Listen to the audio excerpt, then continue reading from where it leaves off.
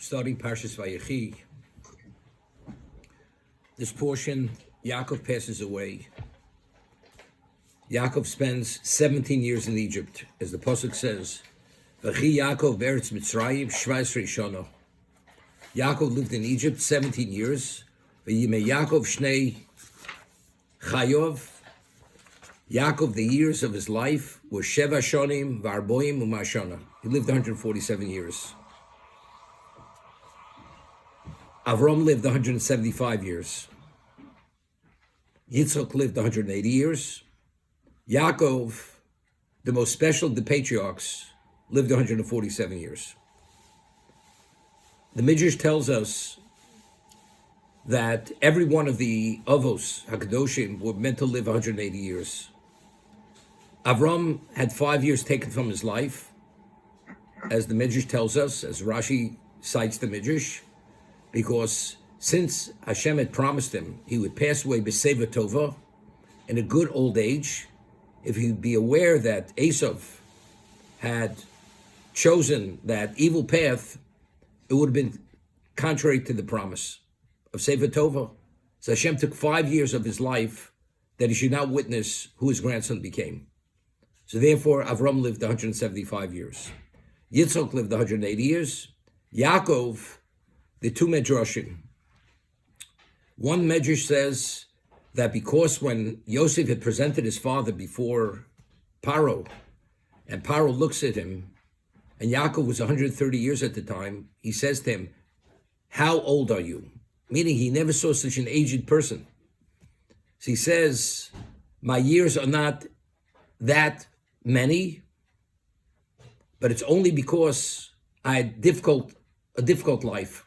And because I had a difficult life, therefore I appear to be as old as you think I am, because my predecessors, his father and grandfather, had lived many years longer than he had." So the Midrash says, HaKadosh Baruch Hu says to Yaakov, "Yaakov, after all the miracles that I performed on your behalf, you came upon your son Yosef. Your daughter Dina, after she was raped, she could have what? She could have been kept there, and she was extricated. After Shimon Levi destroyed Shechem, there was divine protection. They could have been destroyed by the surrounding nations. All these multiple. Esav, you were safe from Esav, you were safe from Lavan, and now you're complaining to this heathen that your years were few and painful.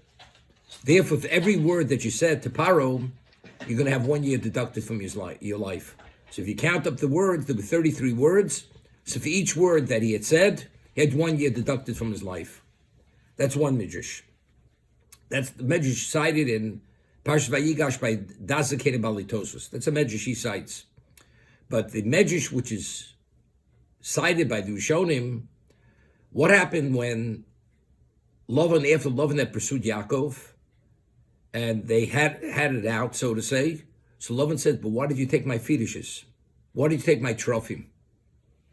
So Yaakov immediately responds. He says, he was so sure that no one in his family could have taken it, because he raised him with this understanding that no one takes anything which is not rightfully his. He could not believe any of his family had taken the trophy. But Rachel had taken the trophy, which was idolatry, and hidden them in the saddle of a camel. So Rashi says, because she wanted to remove the idolatry from her father. So when Yaakov had suspected one of his family had taken it, he says, "Whoever has it, lo yichyeh." That's what he said. Whoever had taken it will not live. So Rashi says, because Yaakov was unaware that Rachel had taken it, he said it, and that's the reason why Rachel passed away. The reason why Rachel passed away, what she did, was Yaakov said, "Whoever has the trophy, the fetishes, lo yichyeh, will not live." The numerical value of lo yichyeh is 33. Because he had said lo yichyeh, which was the cause of Rachel's passing, that's why those 33 years were taken from Yaakov's life, because he had said lo yichyeh. Okay? These are the two Medrashim. Now, If Yaakov, Rashi cites the Midrash, why is Parshas Vayechi Parshas Stuma? It's a sealed parsha. The paragraph structure, it's classified as a sealed parsha, because when Yaakov passed away, it was Nistamu Eineim V'Liban Shel Shavnei Ashibud. The eyes and the hearts of the Jews were shut down because of the bondage. It wasn't a physical bondage, but the impurities of Egypt started to seep in, started to affect them, started to, at some level, erode their spirituality. So it once said, now, why, as long as Yaakov had lived, was there, why were his family, they were totally unaffected, as if they weren't in Egypt? He created this insular spiritual environment that nothing could penetrate, that spiritual wall that he had created, or that was there. So we had said that each one of the patriarchs, as in the words of the Midrash, Hein Hein Merkava, they were the Merkava of Shechina, they were the location for the divine presence, no less than the Holy of Holies. Where Yaakov was, that's where the Shechina was. And that was the sin of Ruvain, when he had taken the bed out of Bilhah's tent and put it into his mother's tent. He had tampered with the Shechina, and that's why the Torah refers to that as Vayishkav Ruvain as Bilhah Peleg Shoviv. That's why it was such a grave sin, because he was tampering with the Shechina. As long as Yaakov is in Egypt, the Klal Yisrael are in the Holy of Holies. Yaakov is the equivalent of the Holy of Holies. Nothing can penetrate where the Shechina is. That impurity has no relevance to that location. Therefore, the Shibud, regardless of what the location was, it had no relevance to Klal Yisrael. The moment he's no longer there, it's the Shechina departs, because Yaakov is no longer there, the spiritual erosion begins. This is Nisnu Eineim V'Liban Shel Shavnei Ashibud. The Shibud is starting to affect them, and at some level, there's a level of diminishment. They're being impacted. The bondage started after that whole generation passed away. That's when they really were impacted negatively, and soon after the Shibud began. Okay? This is Vayichi. That was Yaakov's value in Egypt. Now,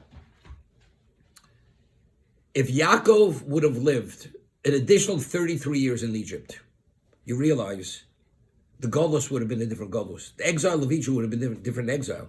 That means we would have been affected 33 years less than we were because of Yaakov's presence there. That's number one.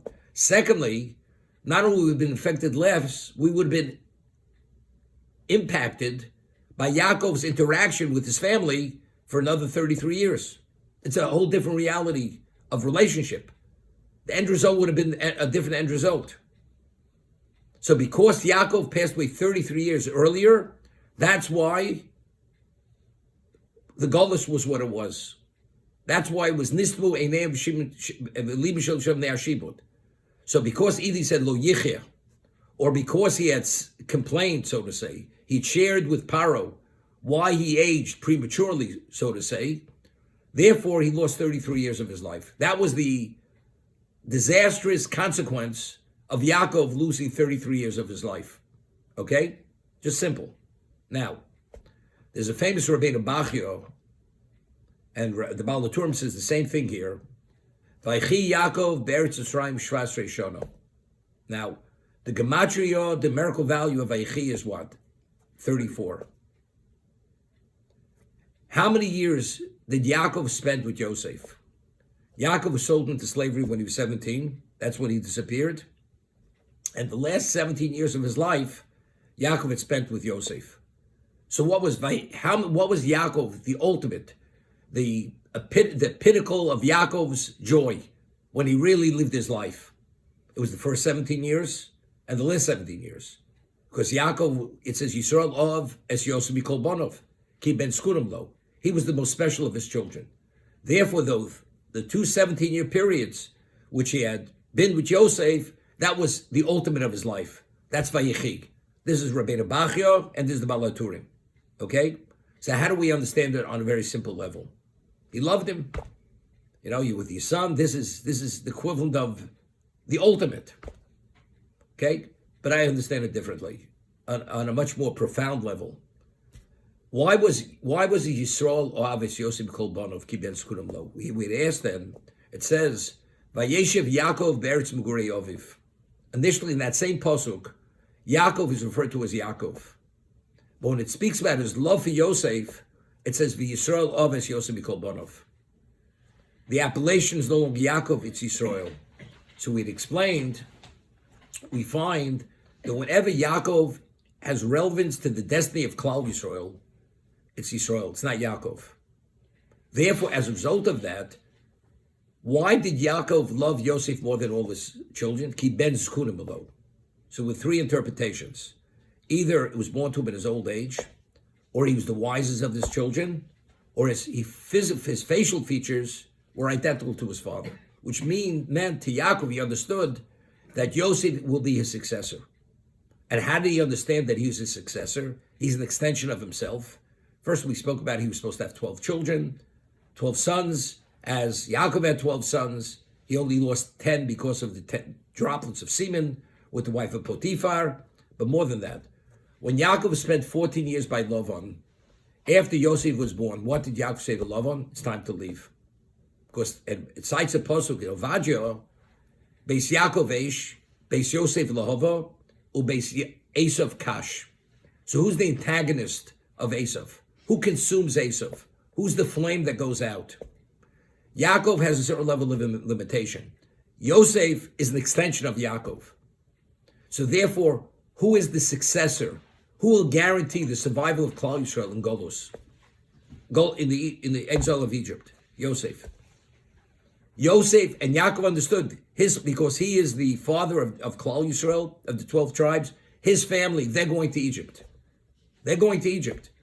Now, who is Yosef regarding that experience? Who will guarantee that when we go there, ultimately we're going to be in a position to receive the Torah? That's Yosef.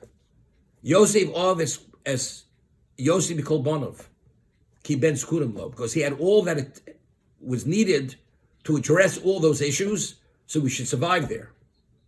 That's why he loved him.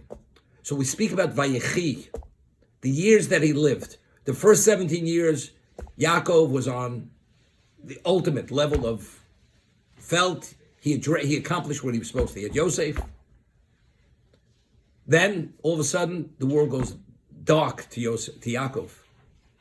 Not only did one of his children, he believed one of his children died, it was Yosef who died.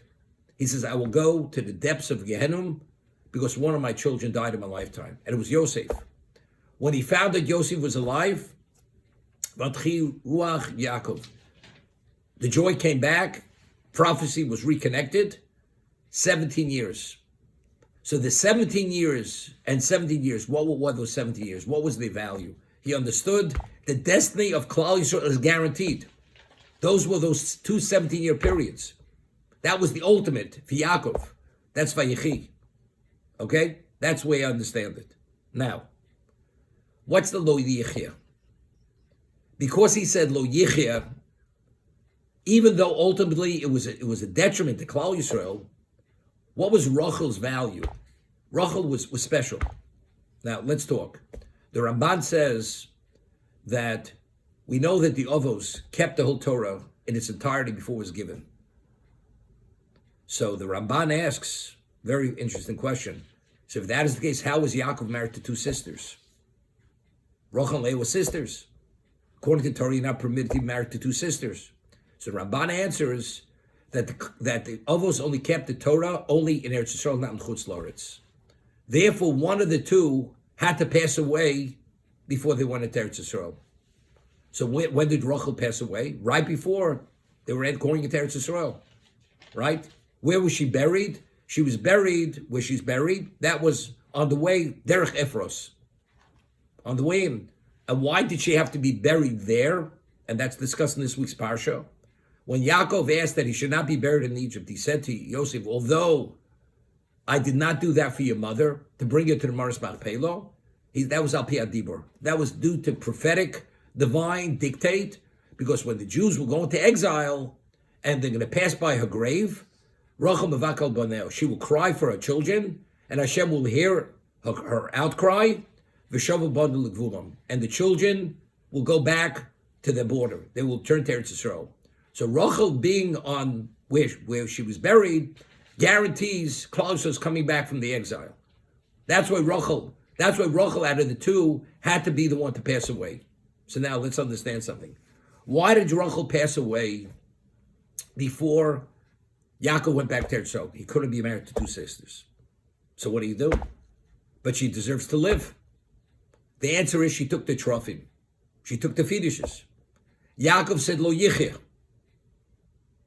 He said, whoever took them will not live. That's why Rachel passed away. So now Hashem orchestrates it. That first of all, why did Rachel take the fetishes? Because her father shouldn't do idolatry. You know something? Lavan is a bad guy. He's worse than bad. Bikesh Lavan lakar sakol. Let him do idolatry. For some reason, she had in her mind, she wanted to wean her father from idolatry. Hashem put that in her mind. She did that. So Hashem is orchestrating. Now she has it. Lavan now accuses Yaakov, you stole my fetishes, or one of your family. Impossible. Lo yichir. Once he says lo yichir, Rachel has to die. She has to die. But you realize, even though it was inadvertent, because you were the cause of her death, therefore 33 years will be deducted from your life, because the gematria of lo yichir is 33. As a result of that, what kind of golos do we experience now in Egypt? 33 years without Yaakov. Therefore, the impact and the negative ramifications were much worse because we were exposed to Yaakov 33 years less for two reasons. First, the negative effect, and we didn't have the positive effect. But you understand, that's God's plan. That's God's plan. That Yaakov should pass away 33 years before his time, because the golus has to be, that's the golus. That's the nature of the exile. We have to be there 210 years. And to be impacted to the degree that we are impacted. Okay? Now, the Ramchal writes in one location, originally how many years were we supposed to be in Egypt? 400 years. So the question is, but we left after 210 years. So there are answers. There are answers.